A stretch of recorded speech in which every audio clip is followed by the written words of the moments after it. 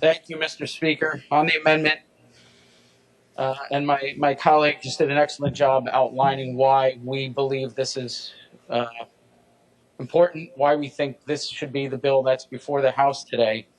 But I want to further contrast this amendment with the bill in chief. And I want to remind all of my colleagues that, there's news reports everywhere people have seen. I've talked to people back in the district. This is great. This is happening. They're taking away his powers. And then they're going to hear today his emergency powers were removed. And I asked my colleagues, what are you going to say when the local gym owner calls you tomorrow and says, does this mean I can stay open past 11 o'clock? And your answer is going to be no. When the local bar owner calls you and says, does this mean somebody can stop in and have a beer and I don't have to go through the farce of giving them a $2 turkey slider? They're going to say, nope. Does this mean that I can open my business with more capacity? No. So for those business owners in our state and for so many people, this isn't going to change anything. And it's easy to sell something as something it's not on so many of the issues we do up here because you don't necessarily see the impact in your everyday life. But that's not the case here. They're going to see whether it has any impact on them. And if we vote down this, which would allow all those orders to basically die their natural death once they expire,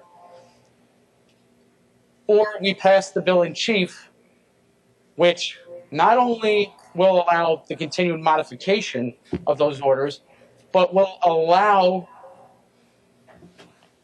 directly extend every single one of those directives, by the way, just so you're aware. So any of the restaurant restrictions, I believe the restaurant restrictions on, with the food and the curfew time and all of that expire right now, March 16th. When this bill becomes law, it'll go out another 30 days from there, before the government even has to do any of this process and give us the 5 days notice before they do anything. One of the other things this bill in chief requires, public health directive related to the managing the COVID-19 pandemic means a directive certified in the sole discretion of the Commissioner of Health to address the spread and/or reduction of the COVID-19 virus. Great.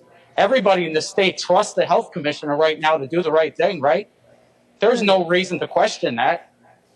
We found out last night in this report, and really people are reacting to that as if it's news.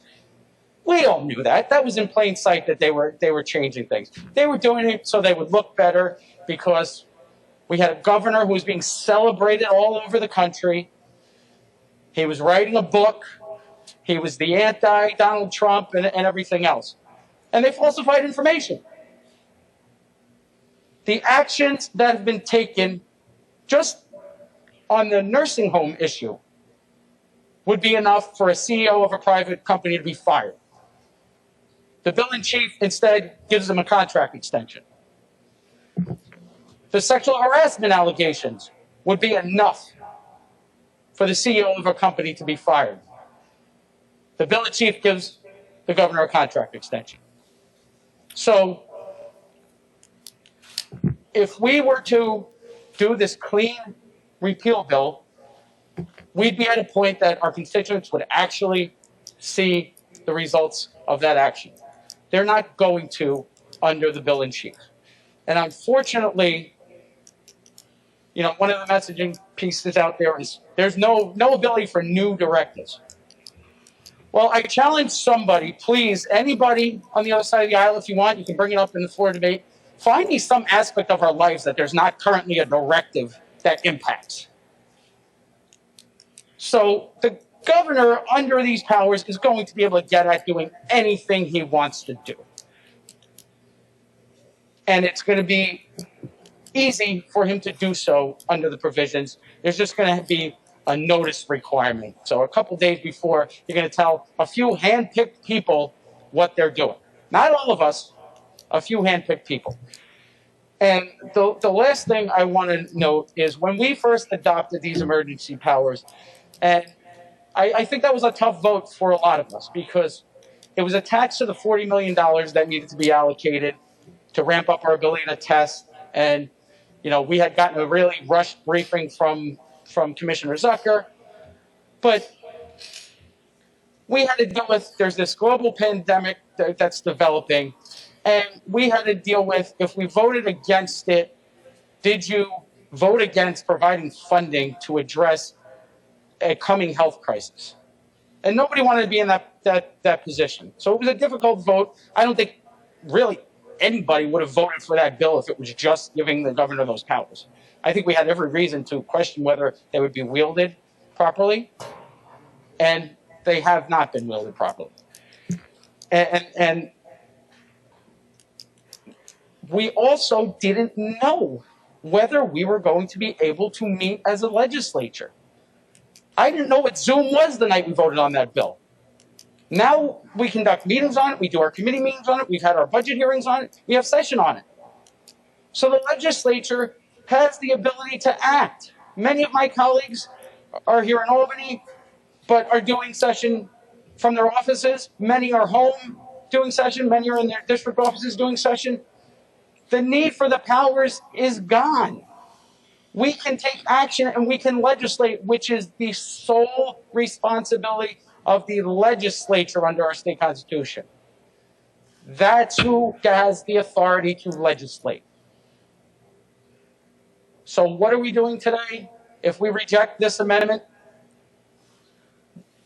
it'll be sold as a repeal, but our constituents aren't going to see it that way when it doesn't result in anything for them. And we will continue to advocate our legislative responsibility to an executive who was embroiled in scandal. And I'll ask one other question, since so many colleagues more and more every day are calling for the governor's resignation. If you think the governor should resign, how do you justify indefinitely extending his emergency powers? So I know it would be unprecedented, perhaps, certainly in the time I'm here, to adopt this amendment, but you all know it's the right thing to do. So I would urge you to vote for this amendment. Thank you, Mr. Speaker.